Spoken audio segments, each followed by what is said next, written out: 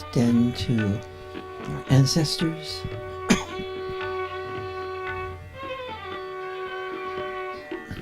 The light meets the light. Awareness meets awareness.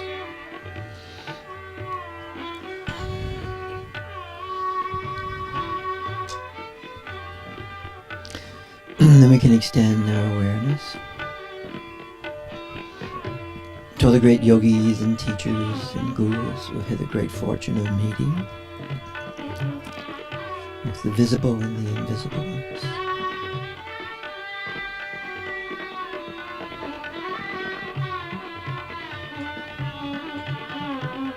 Then we can extend to all the great traditions we participate in and lineages, huh?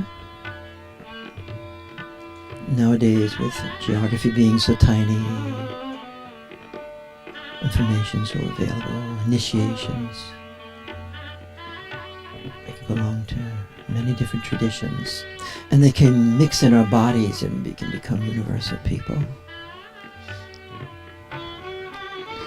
And then we'll extend to that dimension that is not easily understood, mysterious, the archetypal, the energies, the vortexes, the light, the deities, devas, dakinis. Huh?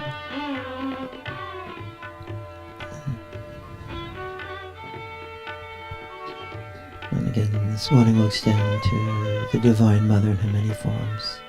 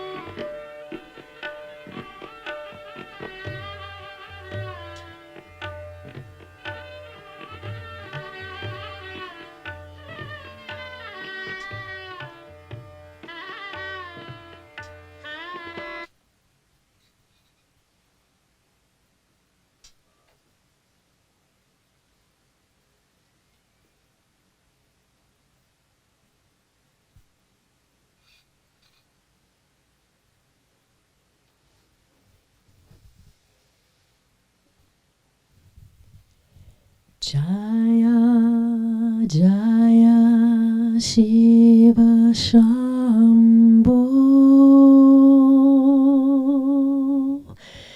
Jaya Jaya Shiva Shambho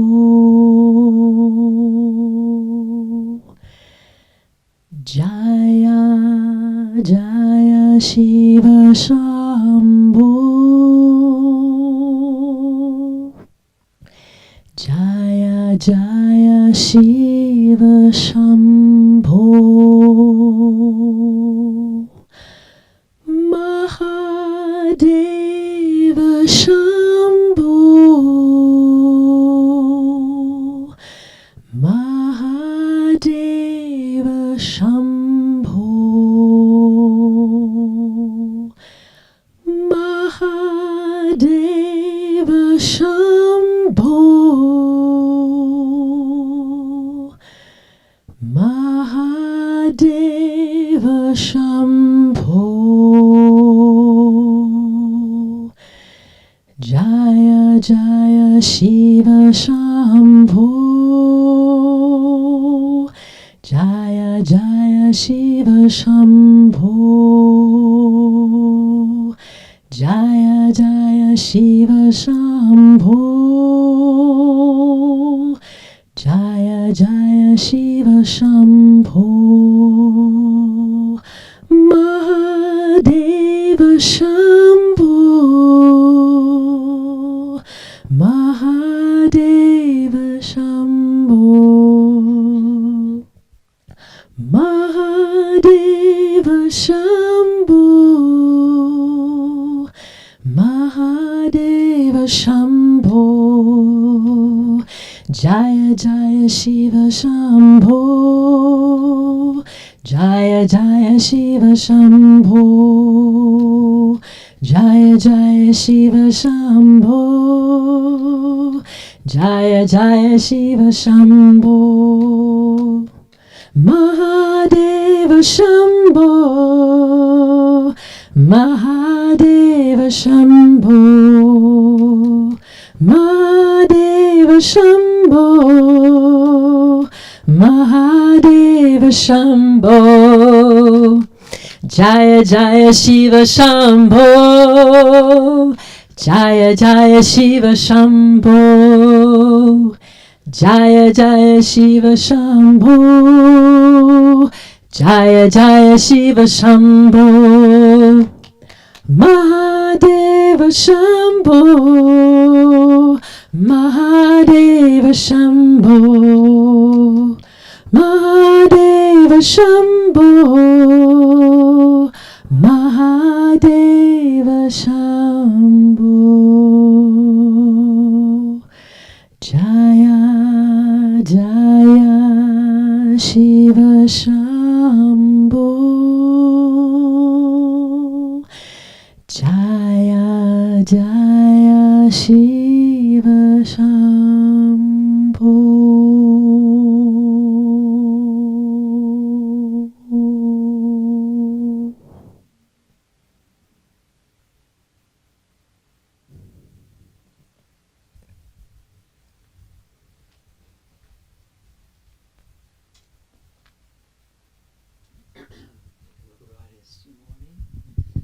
Especially my good friend Elliot Dasher is here visiting us. And actually, some weeks ago, I've used some of Elliot's wonderful language in his description of this process of becoming aware of awareness and then remaining in the awareness.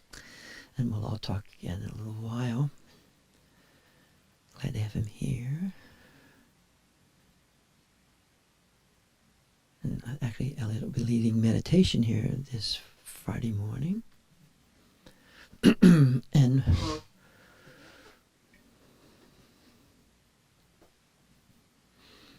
wonderful chant of Shiva reminds me that Krishna Das is going to be chanting at Lama Norla's monastery in Mulberger's Fall on the 20th. It'll be like a concert. It should be a lot of fun. So let's just remain in awareness. I gave a little short talk this morning. And this talk, again, will just has to do with the co-emergence of awareness as light, Jalu, the embodiment of the light.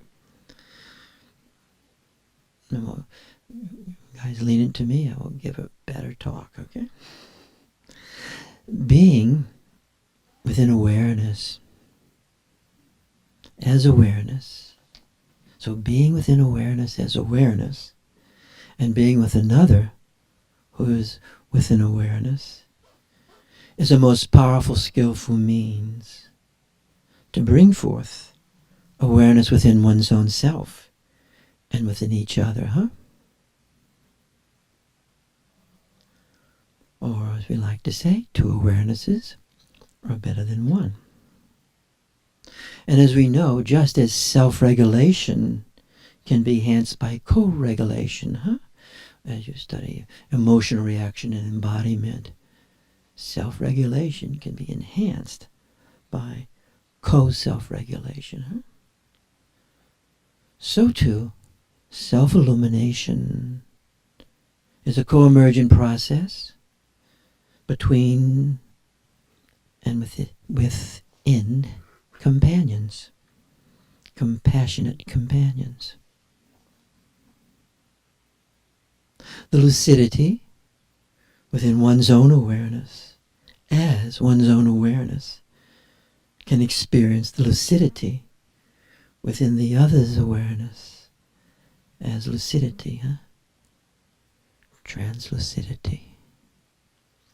It is true that awareness awakens awareness, both in one's own self and in the other. This is actually the secret of the Tantras, the true secret of the Tantras. The luminous energy within one's own body can resonate to the luminous energy in the other's body.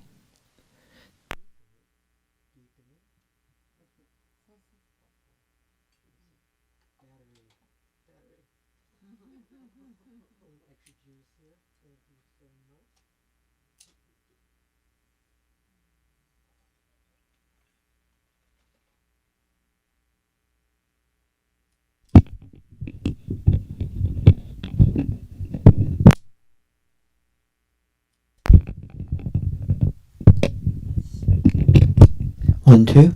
Great. Thanks so much.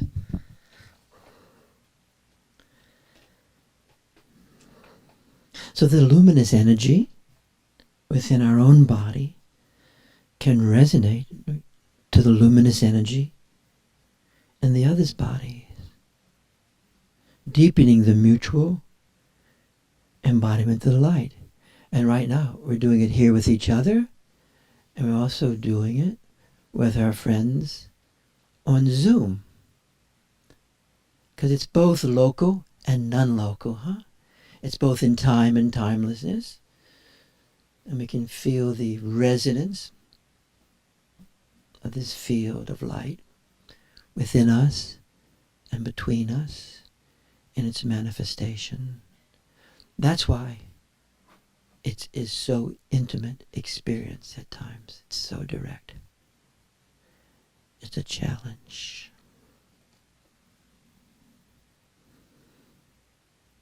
Light is awareness, and awareness is light. And the attunement to awareness within one's own body can bring forth the attunement of awareness within the body of the other. It's one of our favorite practices, I'll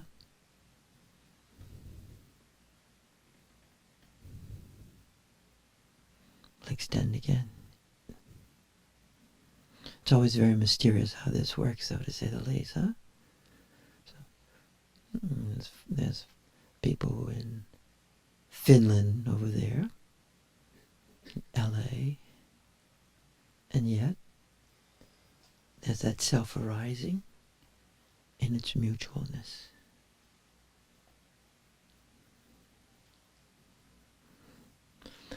And even the dogs like it, right? So they're not hearing signals to evoke this, but cats and dogs suddenly, as it happens, they leap.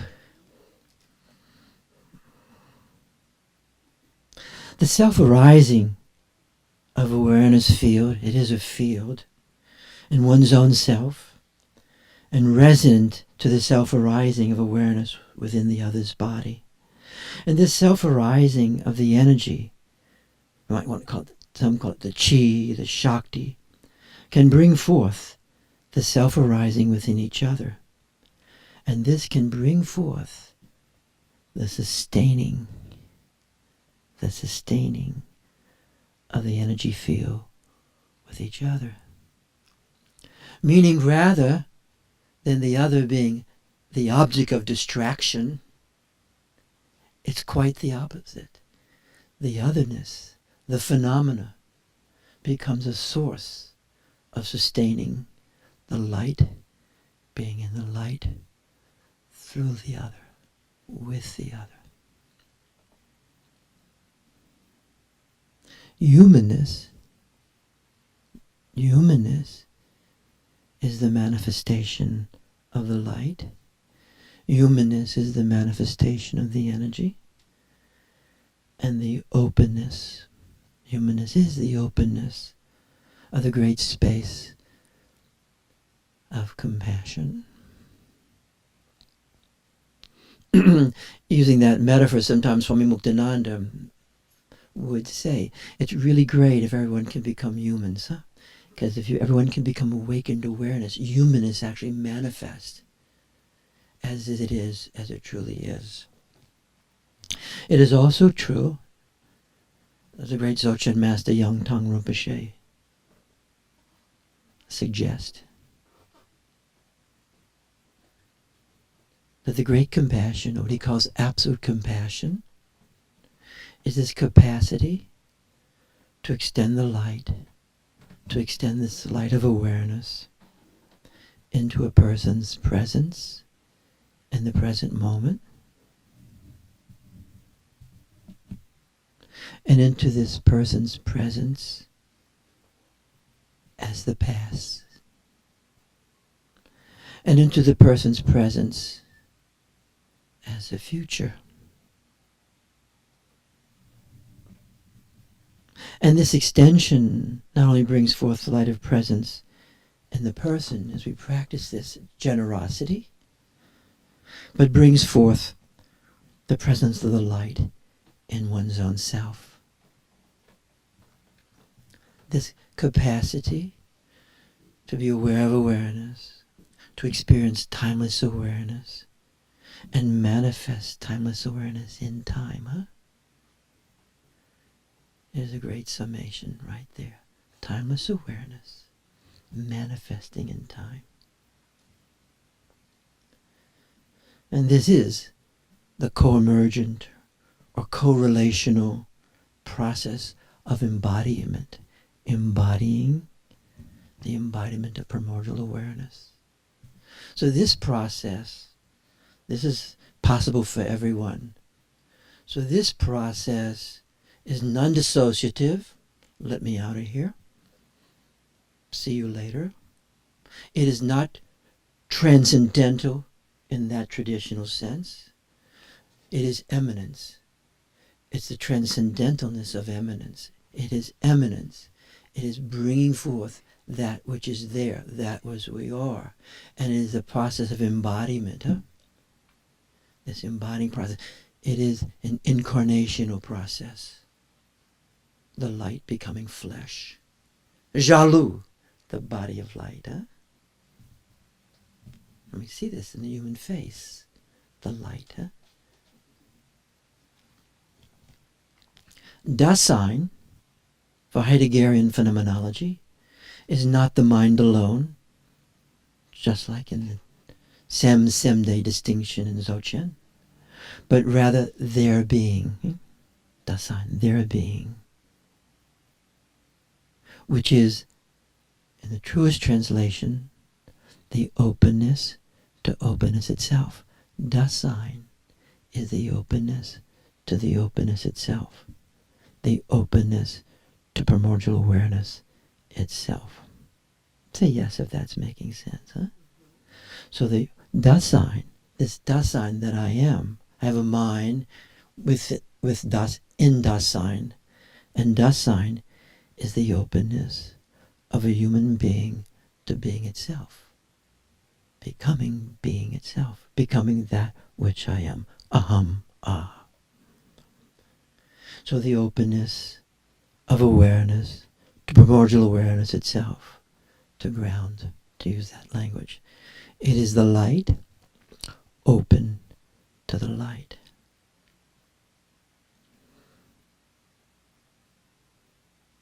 This power of contemplation and the power of contemplation within two people, within both of us, within us. It's not simply between us, but it's within us. It's also within us. It is bringing forth, and it's actually manifesting us simultaneously. So the power of contemplation within two people or more people. And this is how the Christian Gnostics understood the statement, this ancient statement that Jesus made, where two or more gathered together in my name, I am there. That presence, awakening, that realm becoming manifest. When you and I attune to the Guru, this process of self-revelation, self-manifestation, self-liberation, self-enlightenment, with our own embodiment, we bring forth the attunement to the Guru, not only within ourselves, but in the other. Gu, darkness, and Ru, light. This manifestation, eros, thanatos, entwined, becoming liberated. Death. Deathless awareness, unborn, undying. Vajra Kumara. This light infuses the mind, and this light infuses the body. And the channels within the body, and the chakras within the body can resonate to the channels within the other, within the other's embodiment. And perhaps we can feel that right now. This intensification of this luminous energy, this vitalness, this aliveness, is the process of the embodiment of the light, Jalu, the body of light. And this unfolding is intense, Snigbo, as it was called. It's intensity, a path of intensity. It is the expansion of the energy as light. Chi, Shakti, is energy as light. And this unfolding is intense. It is expansion of the energy as light. This embodiment of awareness, this becoming awareness. We first hold it, then we enter it, we feel it's around us, through us, and then we begin becoming it. And so we have bodily felt states that are expanded and stretched and opened. Here, here, now, now. And gazing within opens the gazing into the phenomena of lucidity. And the phenomena is lucidity unto itself. This is one of the great statements from this great text by Durjam Lingpa, his tantra called the Vajra, the sharp essence. So there's lucidity arising from within us, but also phenomena is lucidity unto itself. The phenomena Jeff, lucidity unto itself. In that way, with the opening, the resonance opens, unfolds as light. Jeff is light. Simwa as light. And the non-duality of the light. Oneness in the difference. And difference in oneness. Treko, cutting through, opening. Togao, the leap, can be simultaneously experienced. They're not necessarily as different as we sometimes think they are. The purity of phenomena and the purity of the light. The openness of everything and anything as light. Luminous spaciousness. Duality within non-duality. And non-duality within duality. Or as the angel said, not the angel, they're related though, been reading about angels of late, as the Dakini said, to Durjam Lingpa, you and I are indivisible.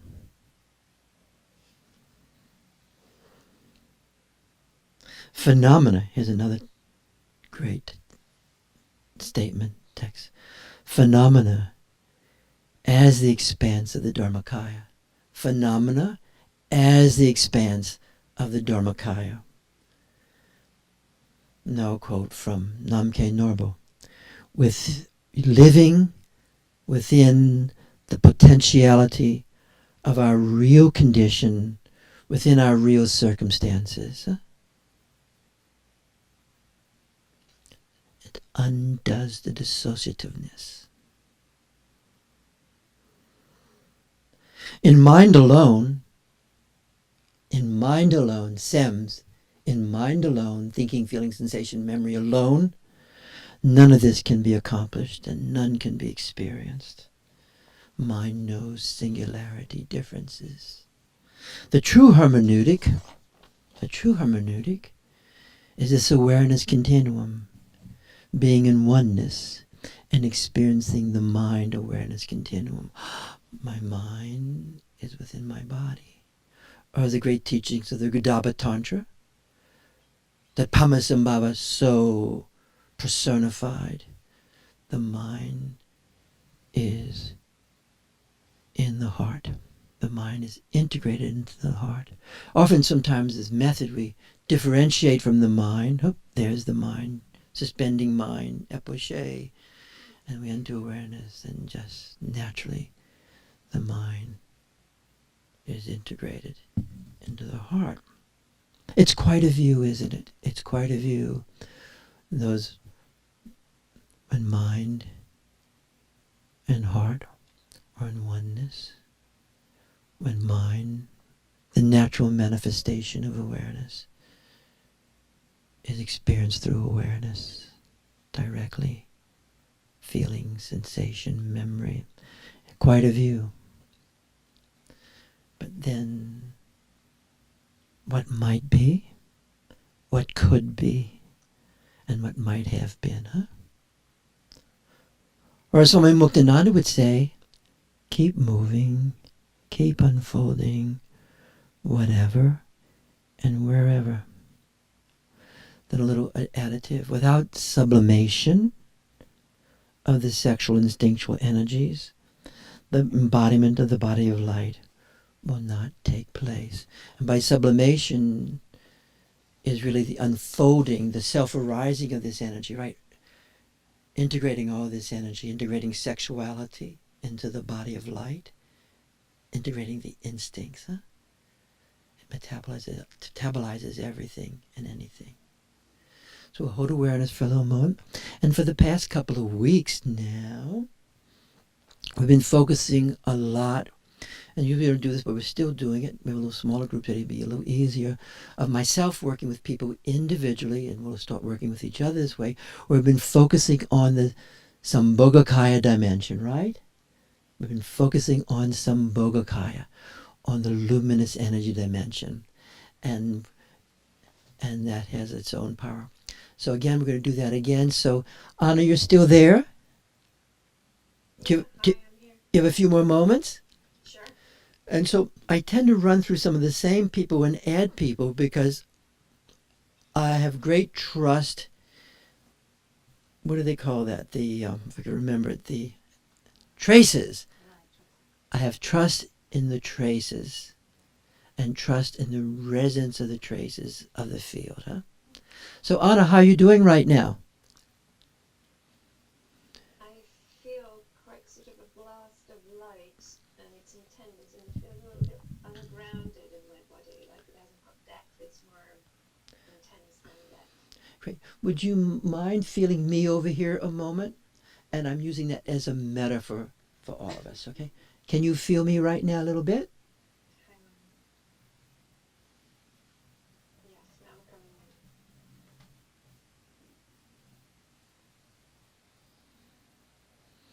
in. And what's it like as you feel me at this moment? I can feel my core being sort of the verticality come up, so it feels more stable inside, but also empty, emptier. Emptier, yes. What's it like to feel that stability, the extending of stability and the emptiness? What is that like for you? It's like the blasting light feels like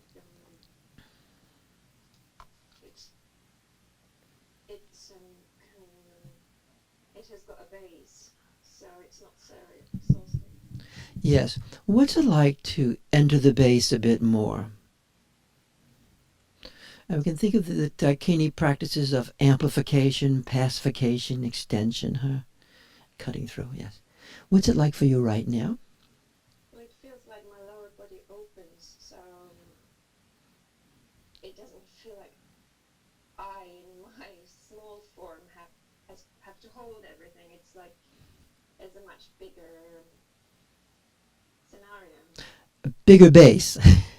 Bigger's better, huh?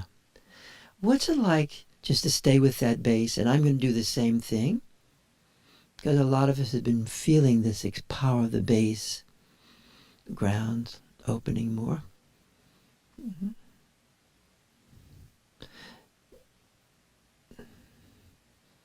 Can you put it to words? Well, I remember, probably not correctly, but I think Skip said something like sitting on a huge ball or the earth, or that's what it feels like. Yes, I think last week or 2 weeks ago, yes. What's it like to feel that expansion there, that flesh-like expansion, but not as meat, but flesh isn't exactly the K-O-R-P. It's Claire, that luminous flesh. What's it like to feel that right now in the ground or in your lower body?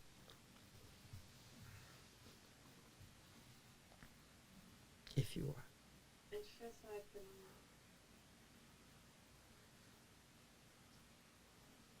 It feels like that light becomes more subtle and stable and operational. I don't know, not operational, but as though without it, it feels like I haven't got much. It's just there, but now it feels like it can take different forms. Yes. And it can be useful. Yes, it's useful and usable. You with me? So sometimes the light is so bright, huh? So we're now grounding, and there's a usefulness.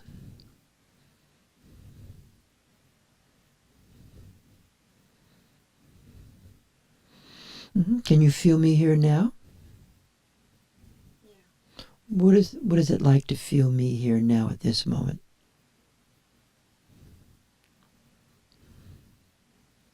So then I feel it coming up into my heart, and it's like it opens up, but it feels.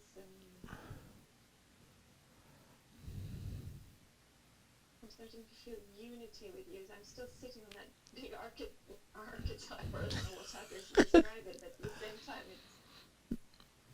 as I feel you,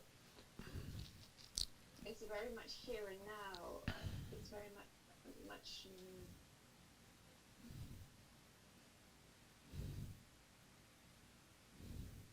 it's intimate and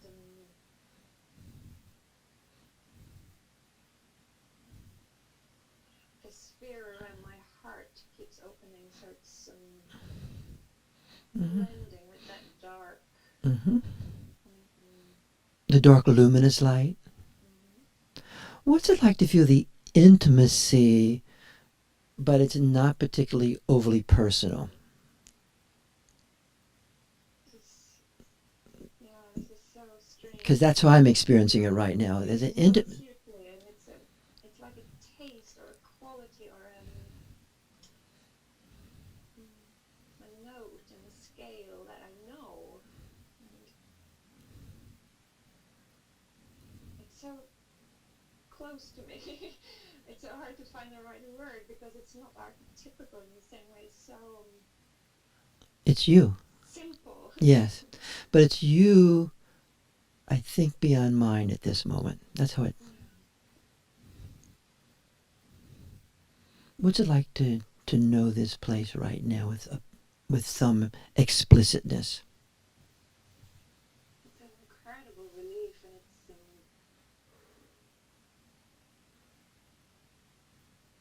it's almost like being the air that I'm breathing, like I'm that air. Or there's something very...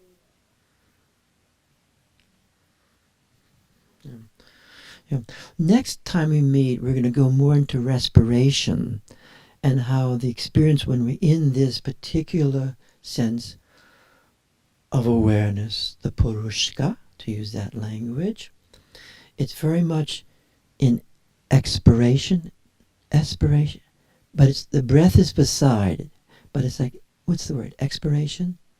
Aspiration? No. No, there's exhalation. There's expiration. It's like breathing. There's a word expiration. So there's this expiration that's so direct. And in the Chan Buddhists, it's very much related also to the who-ness of the awareness that's there in us as a person without being located so much in the mind. Say yes if that's making a little bit of sense for you. How are you doing with that right now, Anna? it's becoming more pervasive as you talk. So it's almost like I don't know whether I'm in my body or the body is in me. Yep. Who is in who here? Mm-hmm. Do you feel your daughter next to you right now? Oh, she just left to have some breakfast. Okay. What's it like to feel your capacity of embodiment of this awareness at this moment? What's it like? And this is a ratification moment. What's it like to know this, that it's really yours? It's great, and it really feels like I am extending through the air, and it's almost like it's water or air, and I can feel through it in every direction. Yes. Through it. So it's like you're in the elements, but you're feeling through the elements.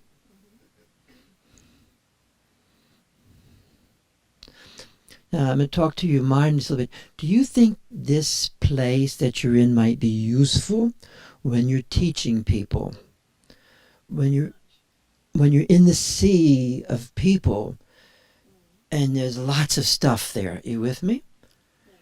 And when we're in awareness of awareness, we have to be a little careful about our internalizing things in our mind, right? Because we're so open. But this state will be a protection. That's why the yogis invoke awareness as the great protector. Is this making some sense to you right now at this moment? Absolutely. How does it make sense to you right now? It feels like, as I'm experiencing, it's like the awareness is an element within me and around me, and it's almost like it's...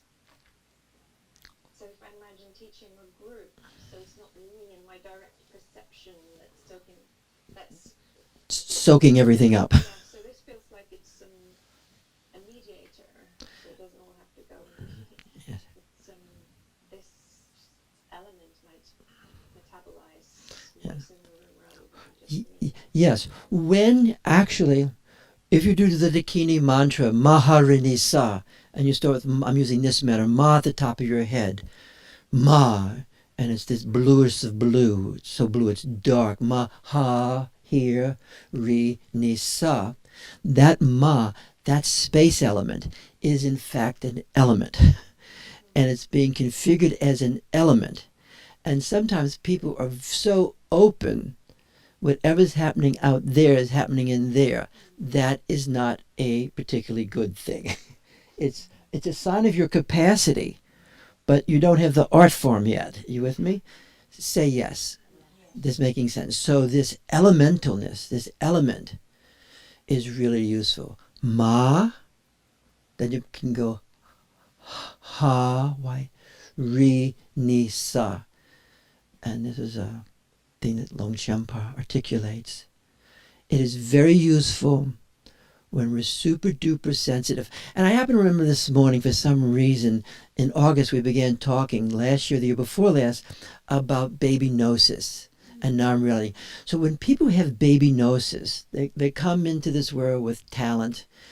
And what happens with that much direct perception, and certain things don't happen where their ego is simply, and through their internalizations of the objects of their life, and often because they have so much awareness, the objects of their life don't blunt everything. You with me? If you have dull awareness, the objects can dominate everything, and that's when objects are problematic. But if you have something smells good. If you have baby gnosis, it can be a little fragmatizing in that you're so sensitive, you experience everything and anything around you, right? And that begins organizing your psyche. And you go through all sorts of shit that's not quite your own, actually. I hope it does benefit. I don't know if I believe in that sort of thing. Some people do, but I think everybody should have their own stuff, and keep it to yourself. Do you follow what I mean by this? How are you doing right now? So if I'm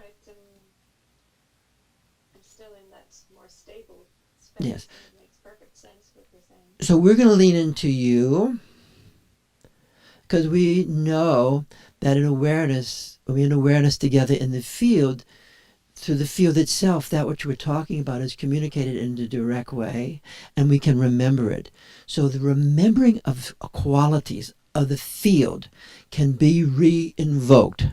That's why the roots of all this are shamanism, right? We want to re-invoke what we remember. Say yes if you guys are following what I mean. Yeah. So re-invoking this, because I know Anna was having some trouble with leading groups and all this energy comes. How are you doing right now? Good. It feels less ethereal. It feels more like there's more power in it. So you're less ethereal right now, right?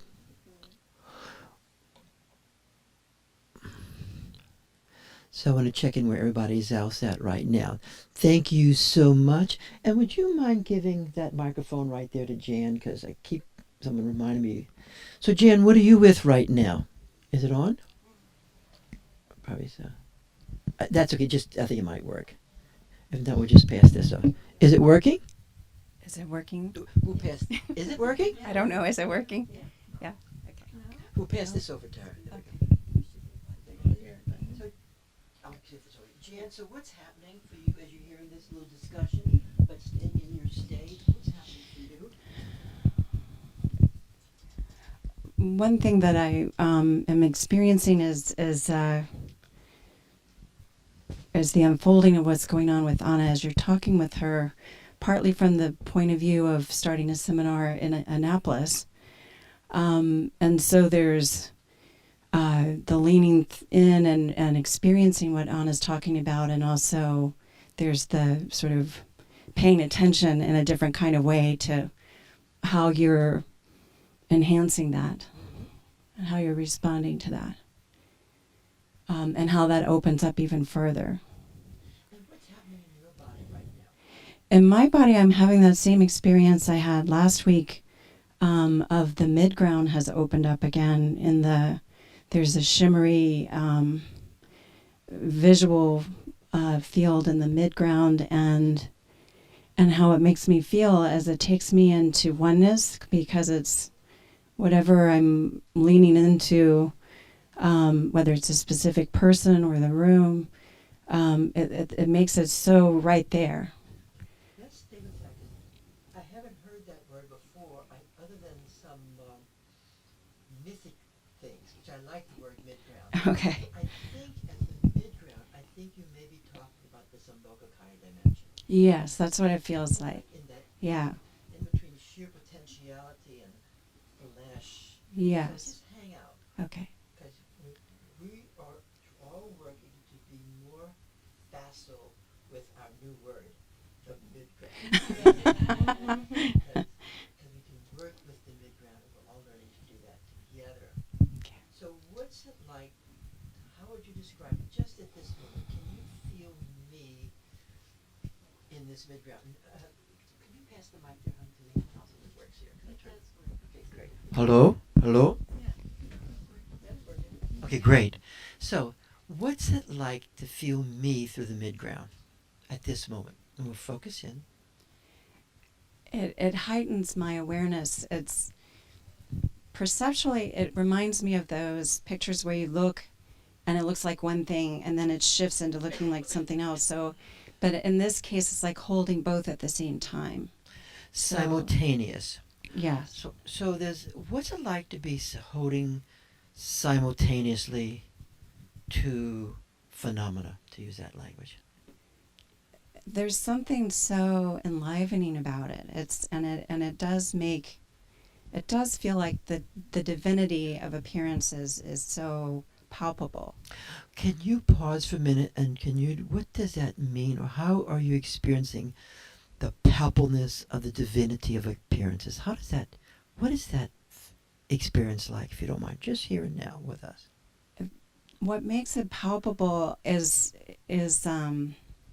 it's seeing the light and feeling the light inside, and feeling it in the totality of that connection with the other person as well. So it's plumped up in a kind of way. It's Cool. It's enhanced. So you are experiencing right now, as a very ordinary person, the light and the felt sense of the light. Yes. Simultaneously. Yes. Both in you and in the situation. Yes. Let's stay with it. Let's just pause for a minute. Let's just stay with that.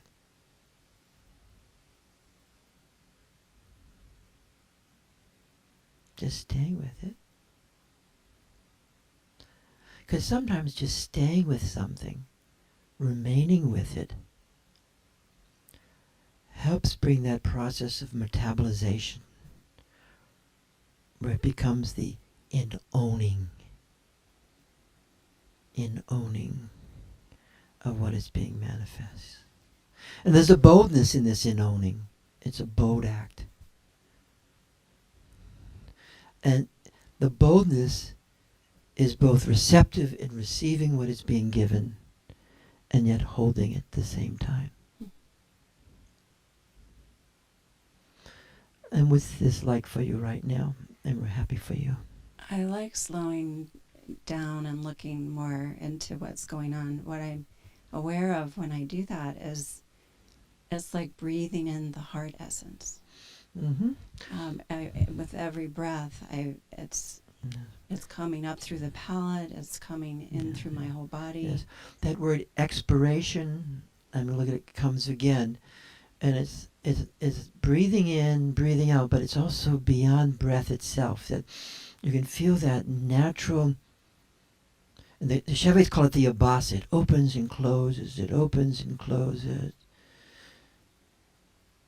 It's not unlike the breathless breath also. When the breath is stopped, pauses, and then you feel this enlivening expiration. I have to look it up, the word. Is that okay how I'm describing this with you? Yes, right now? it feels right on target. Mm-hmm, mm-hmm. Yeah. Mm-hmm. You know, sometimes death is described as the moment the breath really leaves, you know? And yet, when we're understanding deathless awareness, or even understanding the breathless breath moment that Long Shenpa describes so exquisitely, that other breath arises it's not so much like air, though sometimes you can just feel the air arising. I'm sorry, Wichicom isn't here today. Kanu, who was having that so explicitly. But there is this expiration. There's a breath without breath. Is that okay, me saying that to you? Yes. Is that how it's experiencing now? Yes. Is anybody else experiencing that right now? Great. So we're just going to stay with this. Because we always have confidence. If someone feels this, then others can feel it. Because the guru is the field. The guru, the teacher, is the field. Not by mind alone.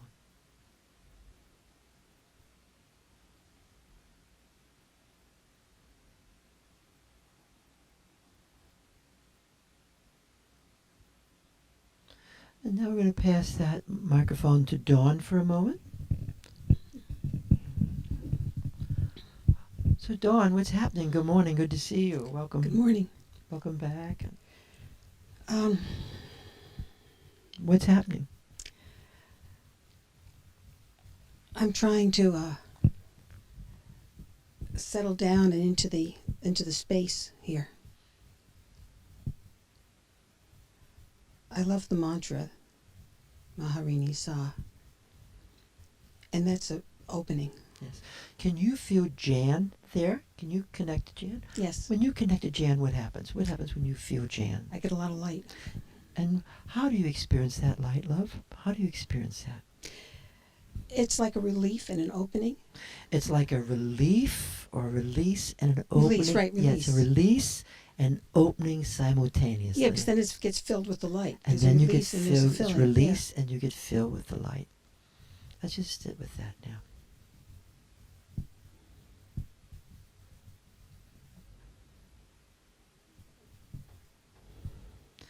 And now what's happening for you? Yeah. Well, just with that little nudge, everything just expanded. Sometimes a little nudge helps. Right? Yeah, it did. It A really little did poke. help. Yeah, yeah. Just we'll stay with the nudge. And what I was struggling to do with my mind, trying to listen hard, now just sort of came with the light. Yes. Yeah. Sometimes trying to take our mind on directly is really not easy. You know, it seems like a little wimpy, little weak mind, and suddenly you try and take it on and trashes. It's like Trump trying to take on Mr. Khan, Mr. and Mrs. Khan. And suddenly he looks and then Trump's been thrown to the floor.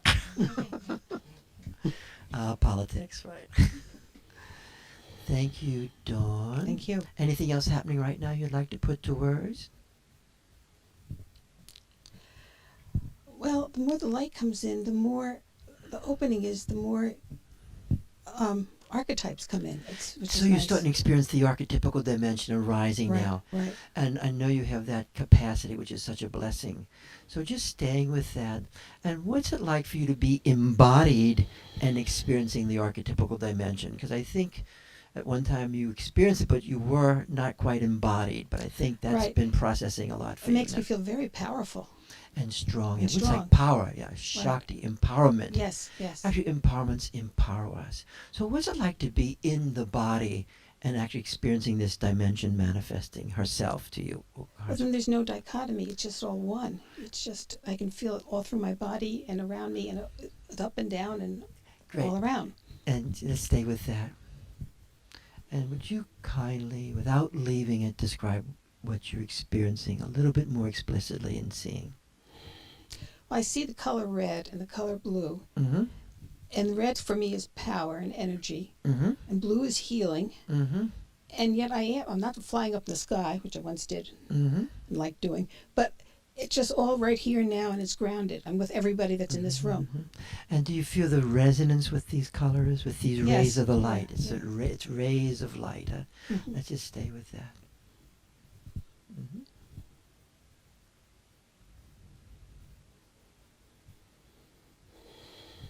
Thank you so much. And so now we're going to pass it right over to my mind's going blank, to you. Welcome. Thank you. And what's happening right now? I think it's so interesting that your talk today was about baby gnosis and also taking on the external world, which I have been working on boundaries a lot, and just this week was really challenged. Some sort of let some sadness in that had nothing to do with me, but I noticed myself taking it on, and so today I feel physically like my chest feels very heavy, my heart feels heavy, but I feel a lot of expansiveness in my base, like in your base, in my stomach, in the bottom of my body. It almost feels like a field, like you know, just expansive.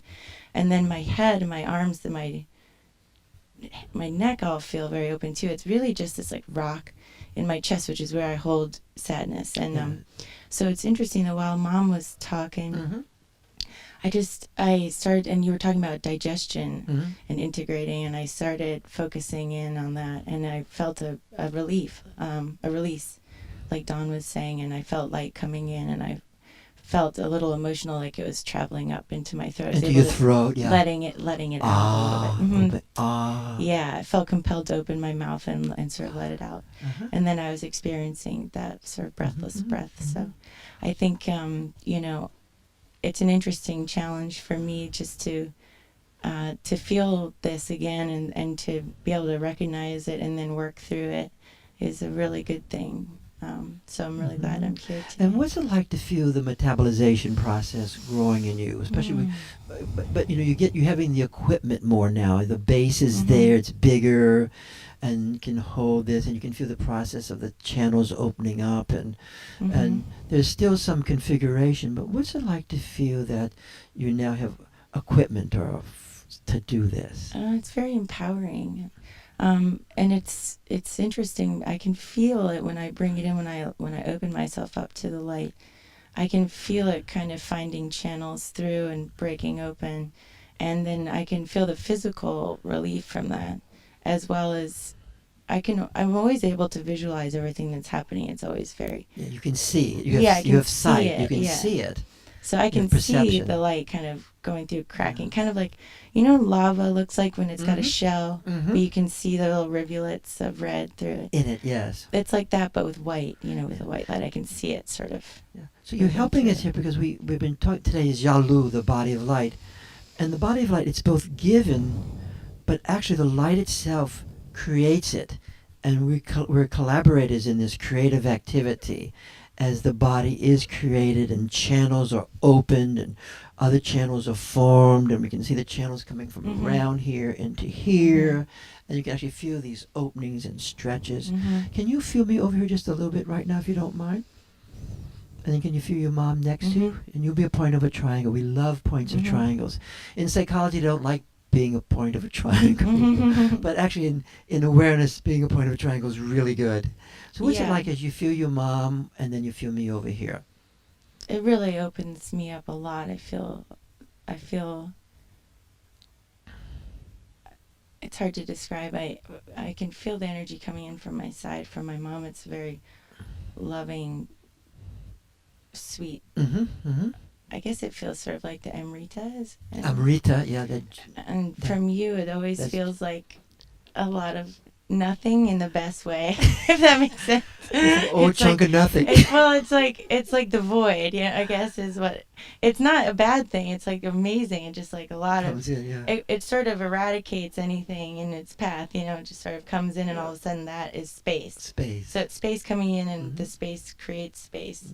And then I feel Mom's energy coming in and sort of swirling around in this sort of expansive, but it's more of like a warmth. I'm sure it's because you're my mom. Your energy for me always feels very loving. And it's so great because this issue of space or emptiness and light in the history of the unfolding of Buddhism for one, and also unfolding of Shaivism, unfolding even of psychology, there's always a little bit of a dichotomy there, different epochs, different time, and there's a completeness. The completeness really is when they are in oneness, space, and light. Even Heidegger, as Aaron's written about, would work on this whole issue of light. What does light mean? And so at times explored light meant the clearing in the forest, this opening. So so he uses light as a spatial metaphor, and then it comes around in light as the illuminating of the experience, the illumination of there. And go together. So we're going to sit here for a second. Could I see the people there online again? This okay what we're doing again? Hi Heidi, how are you doing today? I'm doing good. I'm a little sleepy, but otherwise good. Having a good time? Yes. So can I work with you a little bit this morning? Yes. And we're going through this again, and I hope everybody's hearing and seeing it.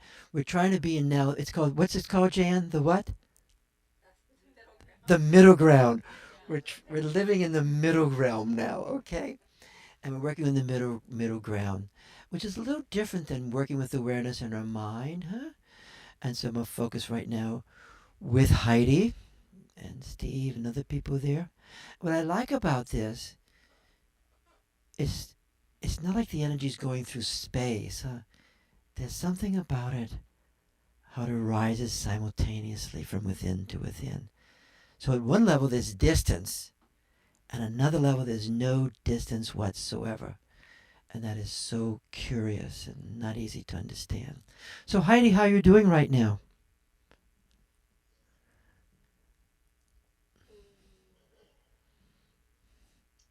I'm feeling very close to everybody there and this synchronicity.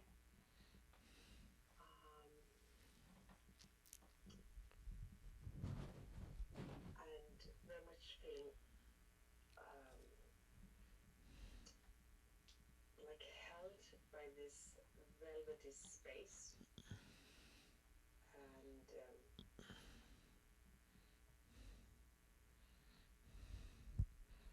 What's it like to feel yourself held by the field? They describe us as, Vijayadhara. First we hold the awareness state, then we find ourselves in it, being held in it, huh? What's it like to feel that you're now in it, that you are in that dimension of awareness, even at this moment?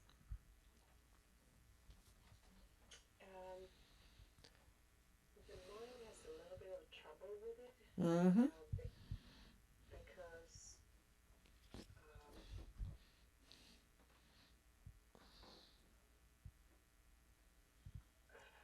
because there's this mixing or intermingling where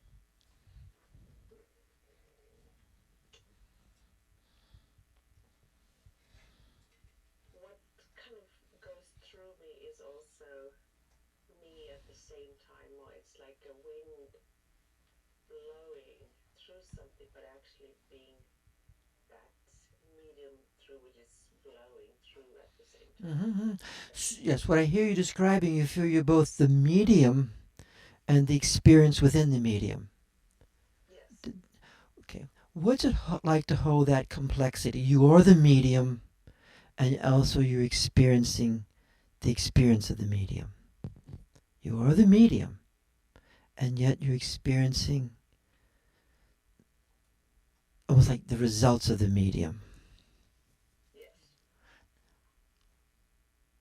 And what's it like to feel that simultaneously? It's a great word, simultaneous.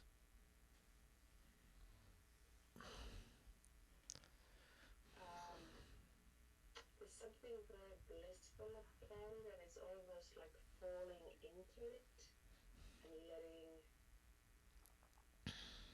it all happen. Mm-hmm. But sometimes I have to keep the mind away because the mind still isn't quite with it. Mm-hmm. Is it okay for you to release your mind and just go with that falling experience?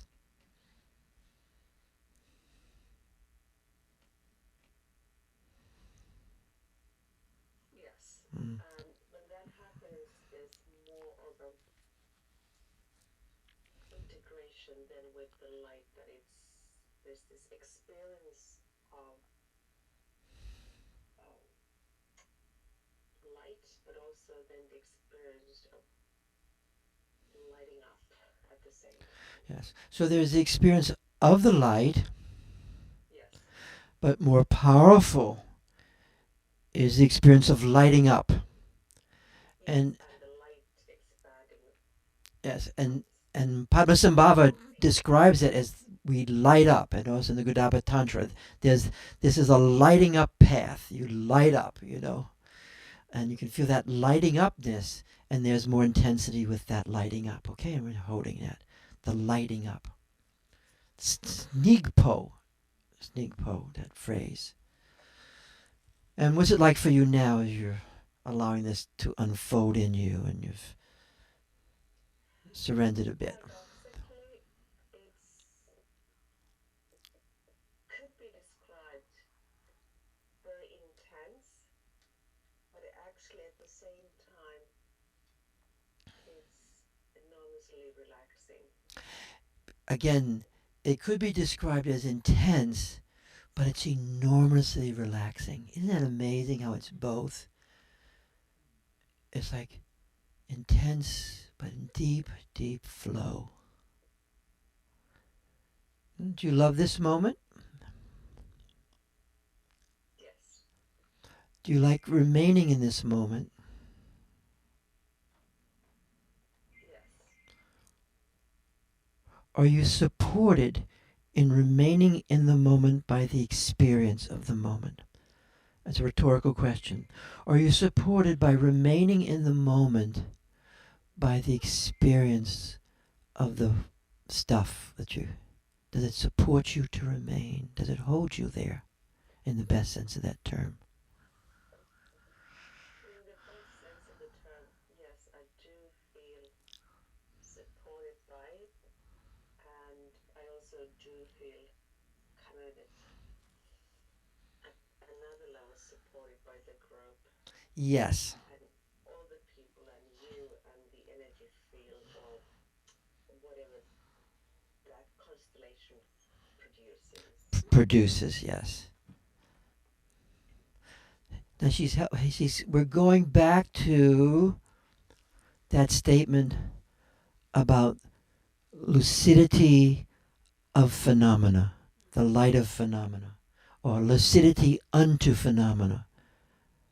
So that is saying, my mind is not creating Heidi at this moment. Awareness itself, primordial awareness, is manifesting her and moi and us, and the very manifestation is light. Phenomena unto the light, unto lucidity. In that way,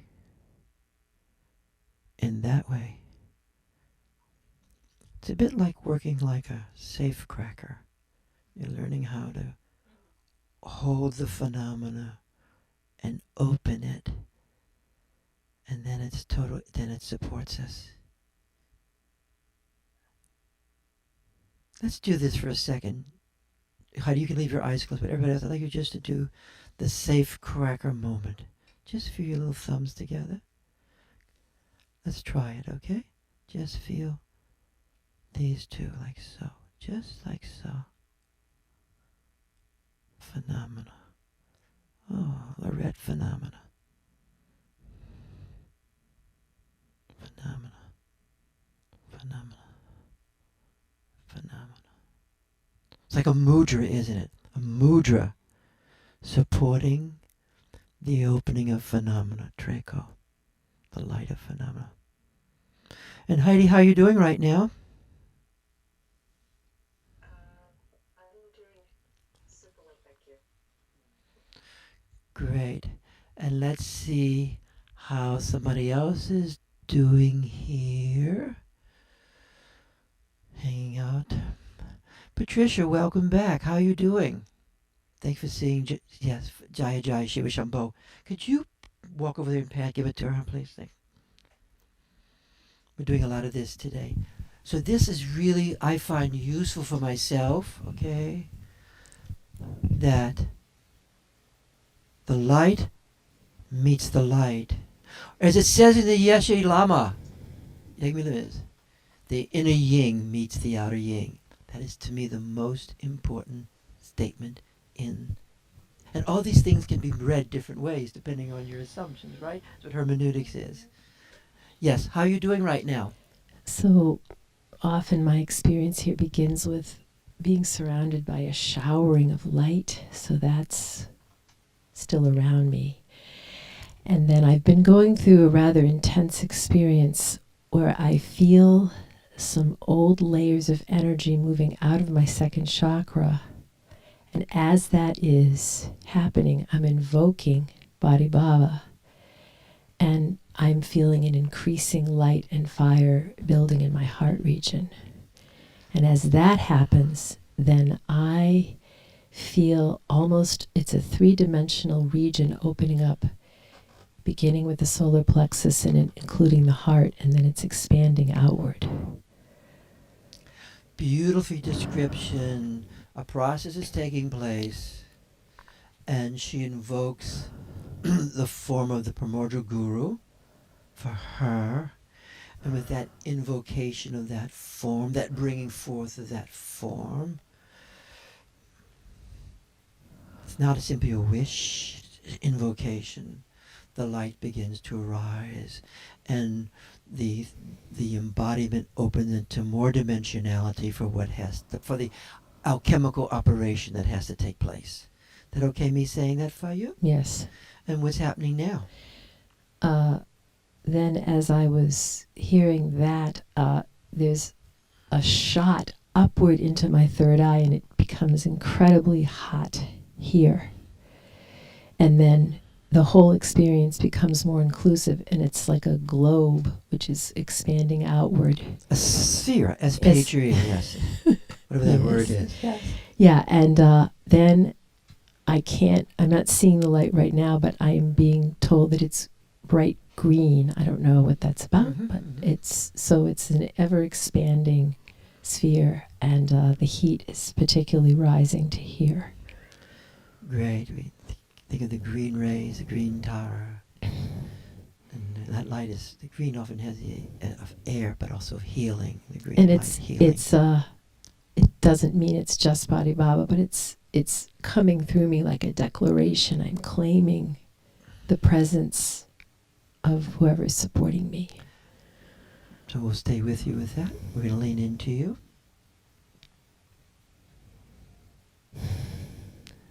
Now, as we lean, someone leans into Patricia. Would you mind describing, Elizabeth, what you're experiencing, if you are? Leaning, as you lean into Patricia, what's happening?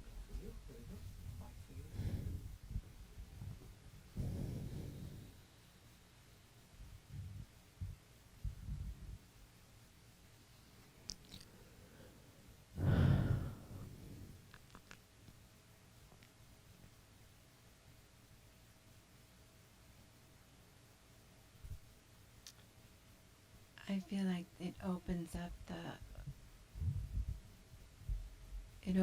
the realm of spaciousness, and it opens up the realm of spaciousness, and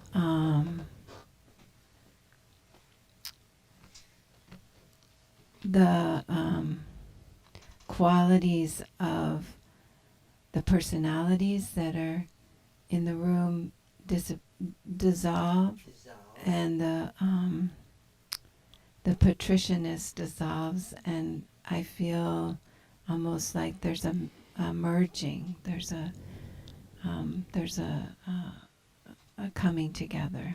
So duality is disappearing, Mm-hmm. and what remains is non-duality, at least. Yes. Yes. What's it like to feel that dissolving of duality and simply the remaining of non-duality? What's that like for you right now?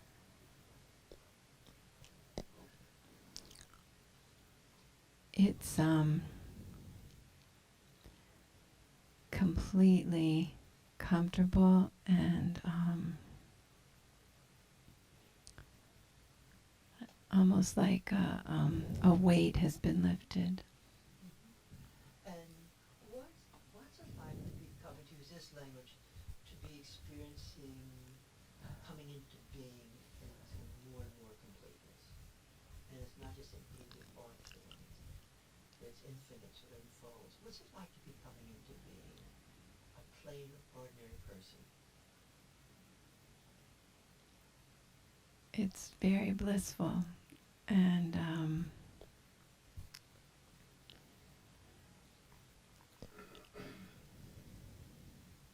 as I'm sitting here, the it's like sparks of vitality, sparks of like effervescence, or energy is arising.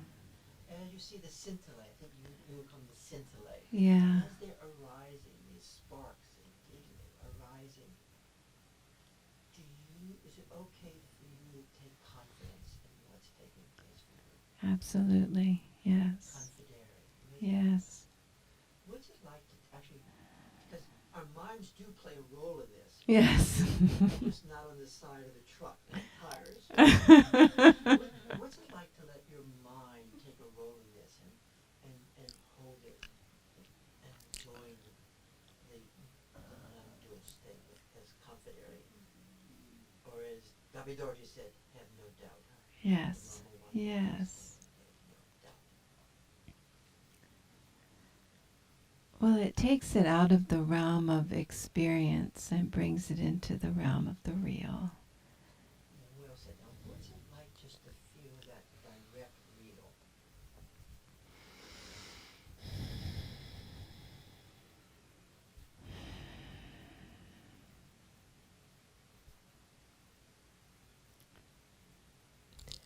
It's just it just is. It's so clear that this has always been here. And it's the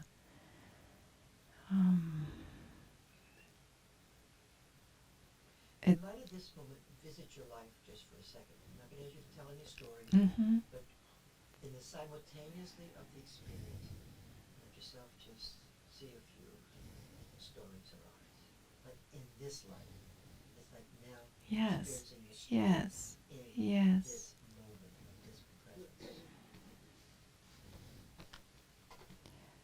Well, it also dissolves any duality of those experiences. So what is that like to feel that dissolving into non-duality now?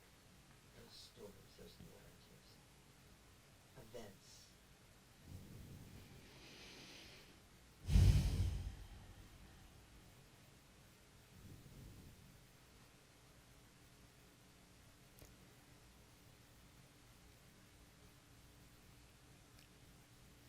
Well, it's both a tremendous gratitude for knowing that it's this place that I'm really able to embody today that has brought me to today. Great. You're going to sit with that for a few moments. And then we're going to have Patricia just pass the microphone around and just going to share briefly what's happening now. Patricia can share too. Yes, Patricia.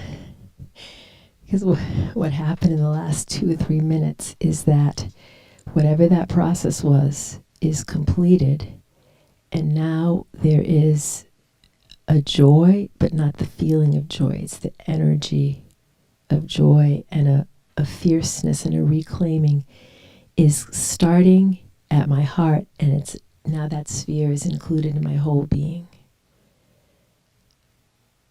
Just stay with it. And let yourself for a moment in the experience that you're having, just take a few glimpses of your life. Just a few memories come back to you. Just seeing from through this place. Seeing through this vast view.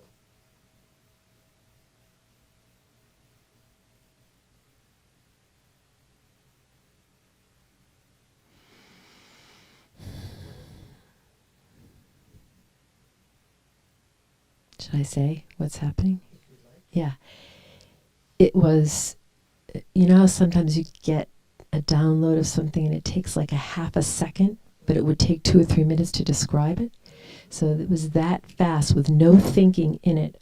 I saw several things, and then I felt a maternal wisdom from part of my being understanding all that I have done.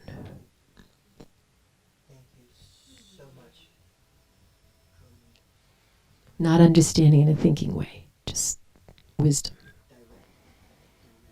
Thank you. So we're going to pass the mic around, and if you don't want to say anything, you don't have to, but if you do, just what's happening right now, we will just pass it around. Great. So I've been feeling a familiar thing that I imagine is probably familiar to others as well. Sometimes something happens in the space of my eyes where it's like the eyes were these kind of little points looking out at things, and then suddenly the whole space around them gets sort of densified, not in the cognitive sense, but in the sense of like awareness per square cubic meter, something like that. And there's just this like almost heaviness, like water pressure in the space of the whole orbit, the whole socket, and the space around it. And whenever I feel this, I'm reminded of pictures of a lot of gurus that I've seen that have this sort of depth around their eyes, and it's almost like the points of view of the eyes are released out into space and fill space instead of being located. Well said. Actually, for some reason, Muktananda comes back in light of Bhagavan Nityananda of the in-between. The actual sight is in the middle and not as much we think. It's actually, it's in the middle.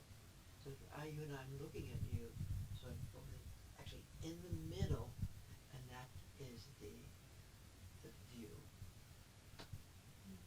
Thank you so much in describing that. And we'll just pass it that way to Laura, and we'll go right around this one. I'm going to describe things briefly. Initially, just vast quantities of space, which actually had me feeling very aloof and disconnected, and I kept finding myself having to translate what I was hearing, and I felt like I was in a place where I don't know the language, and then gradually some like shafts of wisdom would penetrate, and I'd say, oh yeah, I get that. Oh yeah, I understand. I empathize, and like that, just up and down. Yes. I think sometimes we can find ourselves, and this is an interpretation, may not be true, in a form of the non-personal witness consciousness. And that's a nice place to be for a while, but it's not liberation. And that is, when we find ourselves there, just the desire to go beyond that is really fantastic. To dissolve the witness. Is that okay if I say that's taking place. So sometimes we're going into that non-personal witness. And that's taking place. Thank you so much. Pastor Lorette.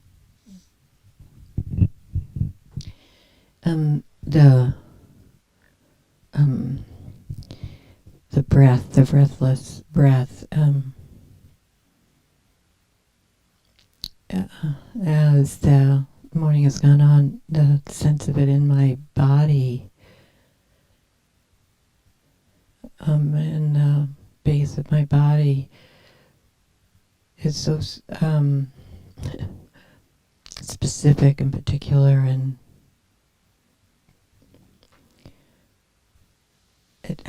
my experience is that it moves from a sense of light to a sense of breathless breath. And in that space, the experience of everyone else as light and breath, energy, is very powerful and very easy. What's it like living there? More and more and more and more.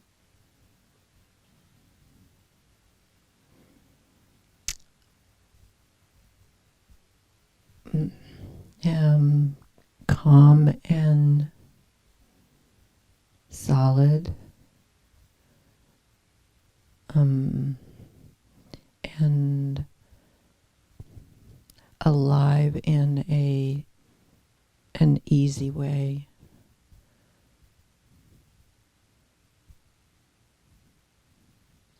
Thank you so much. And I'm going to pass this to my friend Elliot. Welcome, Elliot. Glad to have you here today. Thank you. I think most of the morning I've been had a sense of kind of emptiness, and when a phenomena or a thought or feeling or image would come up, the gravity seemed like it was it was towards the emptiness rather than towards the phenomena, which is not exactly the way it normally goes. So, in fact, it was very difficult to stick with the phenomena, which is, again, not the way it usually goes. So there felt a stability in that kind of emptiness, and yet an awareness of things around me, but simultaneously, but not a stickiness to them, or an extension of them over time. Cool. What's it like to feel that deep stability arise? Passionless. Great. And what's it like just to feel the presence there?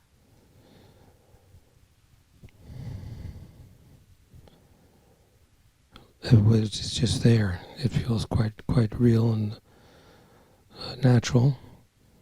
It doesn't have a distinctive quality. Do you feel free? Yeah, certainly. Free and not free. I mean, it's, How's it free? well, it's free in that it's free and that it's unencumbered. It's unencumbered. It's very. And what's it like just to be unencumbered? Unburdened. To be alive. To be alive. Pure alive. Thank you so much. I'm going to pass the skip. Probably I should. Just, what's it like for you?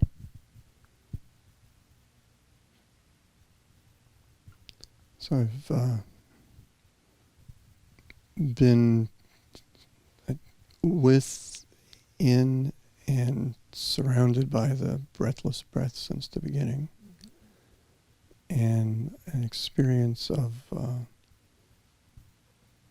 light within light as the light, both source and product or outcome. An expression. Expression. Both with is. And what's it like to be having this? I forget what word this all this simultaneously.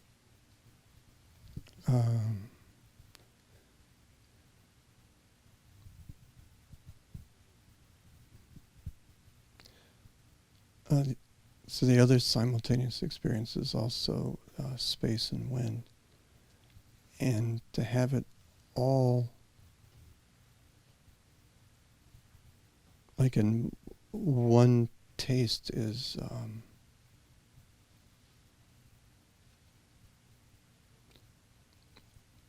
liberating is not a strong enough word. It's I don't know. See what arises. See what word comes through.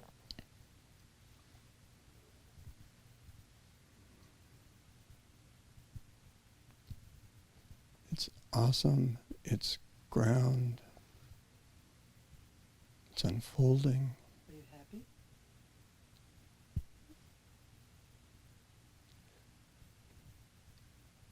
Interesting. To answer that, I had to shift to a different frame.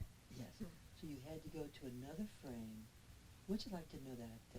To go through that discourse is another discourse than the one you're in. It's fine now. One's psychological, the other's not. Yeah, but it was not in that. It's different. It's different. Thank you so much. I'm going to pass the microphone to the person behind you. And who's it's Meryl, yes. What's happening? I love resonating with everything that has been offered. but within me, was just in this fabulous space in my belly, which is, I don't know, I'm usually not centered there. And it was fed by light, but not like what my brain thinks light is. And so it was nourished more by color, but not color like I think of it. It was unknown and known at the same time. And what's it like for you to know this experience? You actually know it inside out. I got choked up. I love the unknown. I mean, I just kept like seeping and drinking it in and kept saying, I don't know. And it just filled me up more. But just in the belly, it was interesting. I could breathe, but it was really... Let's stay with your belly just one more moment. Okay. What's it like just to feel that what's being formulated there, what's being manifested? It's like It's totally effortless. totally effortless. It's there. It's not even I'm there. It's just there. It's just there. Thank you so Yeah. much. And then we pan it to the next person over there. Who's that? Oh, it's Alex. Welcome back, Alex. Thank you. I'm well, thank you. And right now, it was the triangle really stuck when you mentioned the triangle, forming the triangle, and that has compounded kind of the liquid quality that this day has had to it, where I feel kind of adrift in it, which is really freeing. And at the same time, very aware of the connection person to person here, where it's like one of those yarn diagrams that you put up on the board to solve a crime, where the yarn goes from person to thing, and feeling that has this joyful quality of being on a team, being that one thing.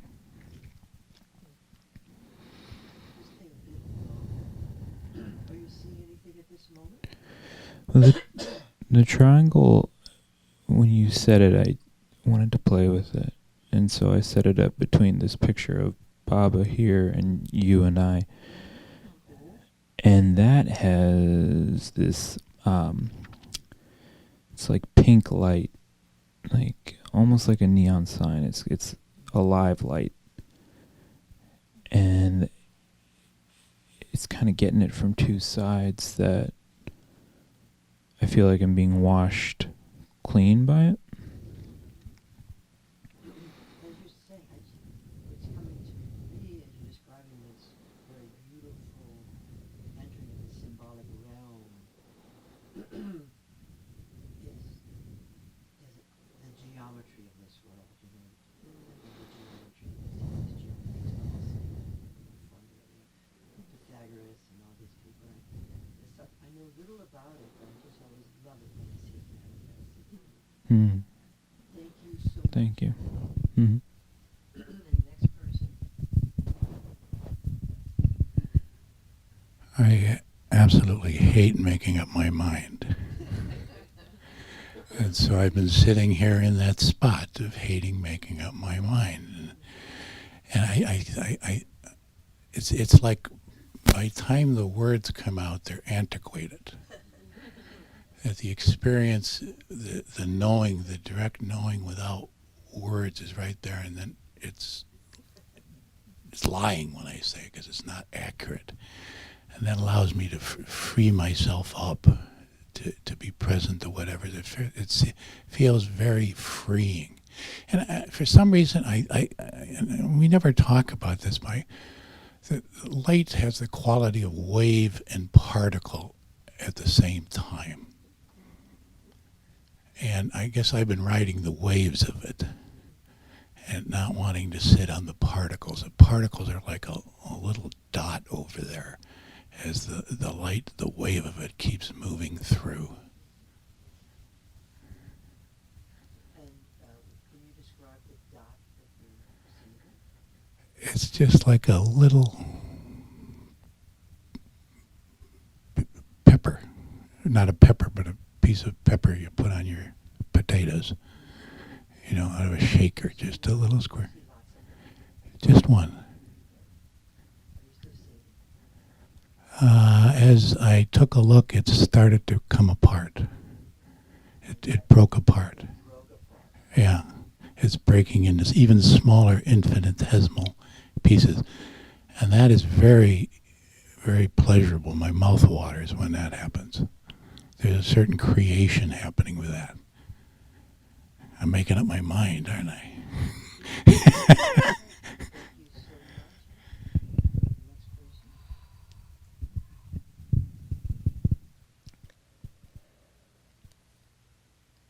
I feel like I'm having a kind of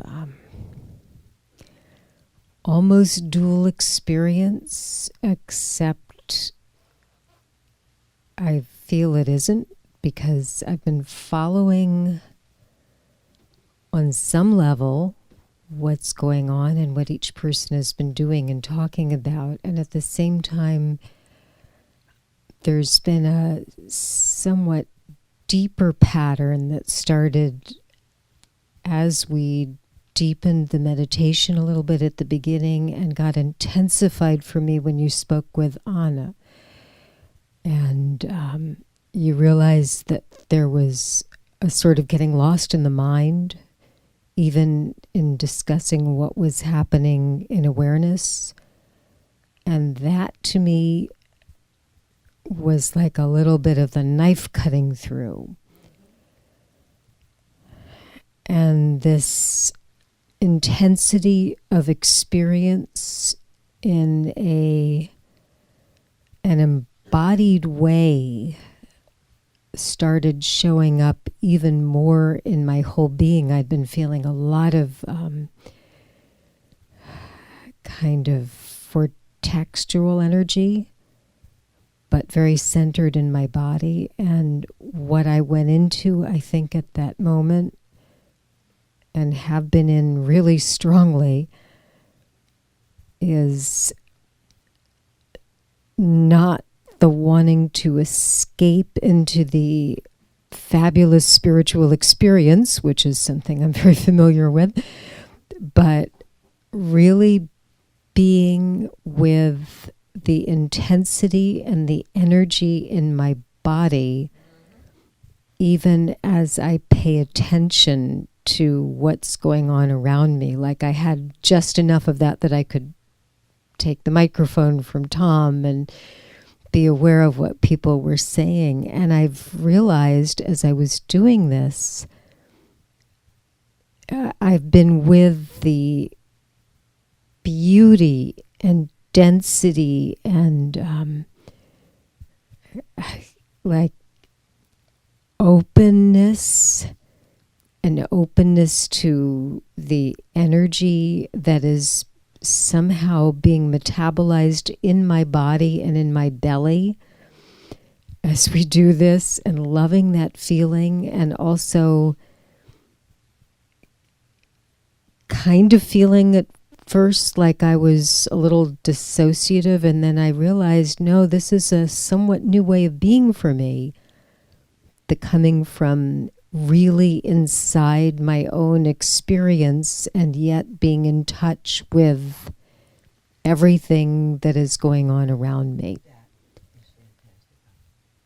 The completeness of my experience. Your hair looks great today, by the way. I noticed that too.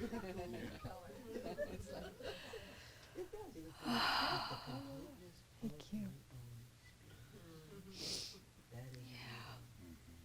totally right on. So great, so great. focus on you for a moment. Thank you. And just like, yes.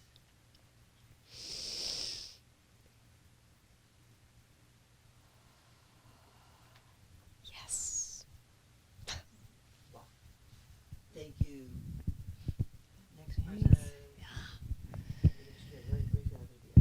I'm sitting with just a profound sense of simplicity and possibility. And I saw Cirque du Soleil yesterday, and the aerial capacity and their bodies is just exhilarating. So I'm with that possibility that is so exciting that humans can do in at every level. Fantastic. I was feeling really fractionated, like a gem that's being spun, and just seeing all the sides and not being a part of it. And then I felt grounded, but not in the usual grounded, kind of sideways. So it wasn't really grounded. And then when this comment about Amy just went on, I felt much more solid. So thanks. Beautifully described. Thank you.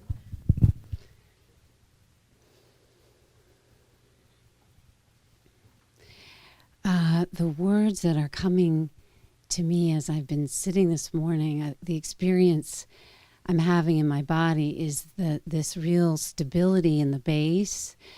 But the words sort of lighting up have really stayed with me. And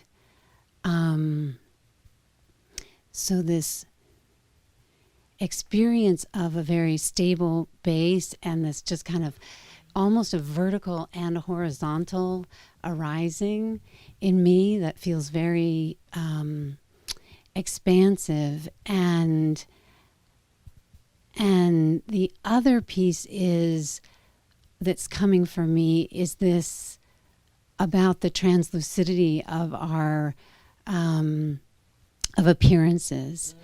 And both in my own and the experience that I've been embodying and feeling more in the world as I'm moving in the world and connecting to anything and everything, persons and animals and everything, and the arising of what's also coming back towards me, sort of seeing that come forward. And it's just, I'm just experiencing such gratitude. And the base now as I'm sitting here feels even more expanded. It's not just in my body, it's this base that's sort of in this room is the base and beyond. And it's just quite great for me to experience that.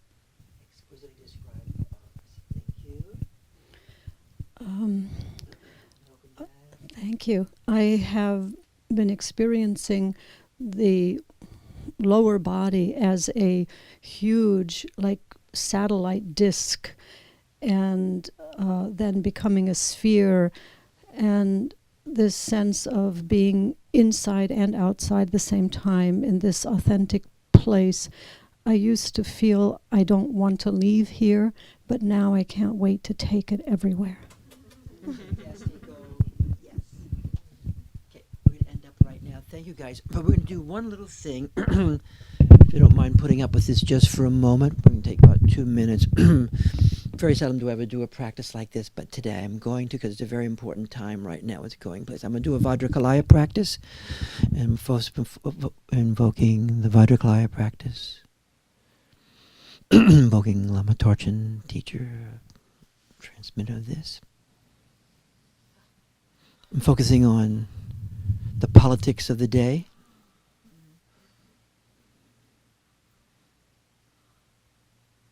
I'm using this room purposefully at this moment.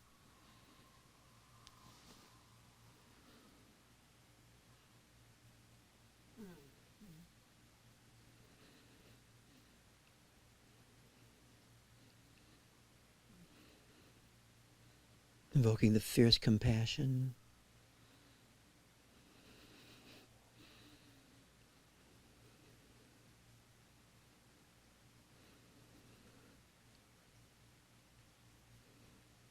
Vajrakalaya. Thank you all. We'll meet again next week. Elliot's going to be teaching this Friday morning, 7:30. Can be on Zoom. Come if you can. And we'll see each other again next week. Any other announcements? Great. Can I ask a quick question? Has anybody been aware of a research study coming out of England about sneezing? Nothing? Okay. Somehow I got a call, and I'm not trying to figure out who referred this person to me. Something about sneezing and relaxation response and cortisol levels. Thank you. Thank you, everybody. See you guys later.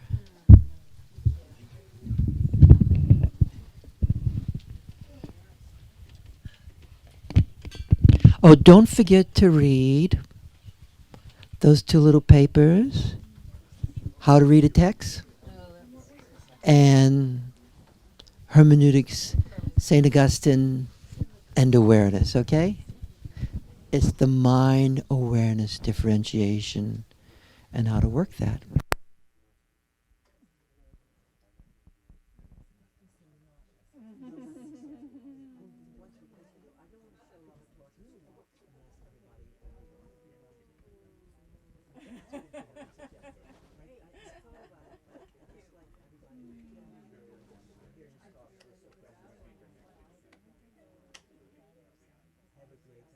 This is Ellie. He may speak to you sometime. He may be setting this up for his teaching practice in Massachusetts.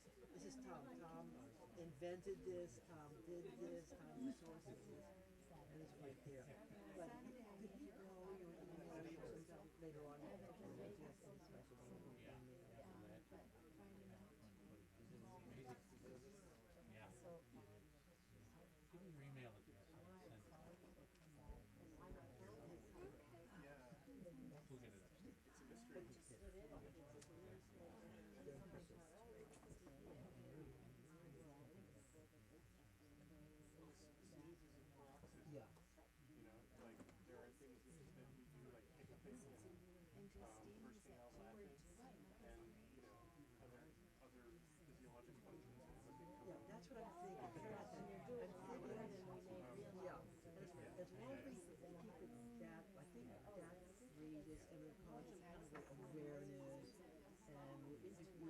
Psychology, but we're not teaching therapy as such. That's what she thought.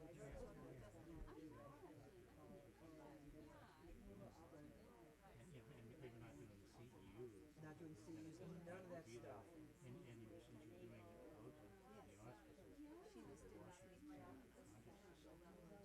That should take it the whole year. That sounds great. Appreciate it. I'm going to get it next week. No, I definitely have. I just have to add it up and do it. It's not a big deal. Rare that everyone has it. Yeah, but I know people who have to sneeze like 4 times after they're done eating. Yeah. Oh. Gustatory rhinitis. This year. Yeah. Well, Dan. Oh, there's Dan.